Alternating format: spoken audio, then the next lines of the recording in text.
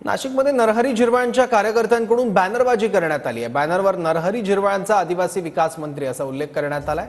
खातेवाटपात आदिवासी विकास खात्याची जबाबदारी भाजपच्या अशोक उईके यांना मिळाली आहे। असं असताना झिरवाळांचे बॅनर लागल्यानं चर्चांना उधाण आलंय। याचा आढावा घेतला आपल्या प्रतिनिधींनी, पाहूयात। विधानसभा निवडणुकांनंतर मंत्रिमंडळाचा विस्तार झाला, खातेवाटप झालं।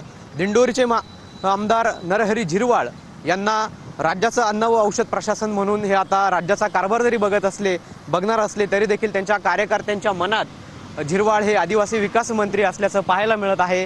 नाशिक शहरात झिरवाळ यांच्या समर्थकांकडून लावण्यात आलेल्या बॅनरवरती आदिवासी विकास मंत्री असा उल्लेख जो आहे तो करण्यात आलेला आहे।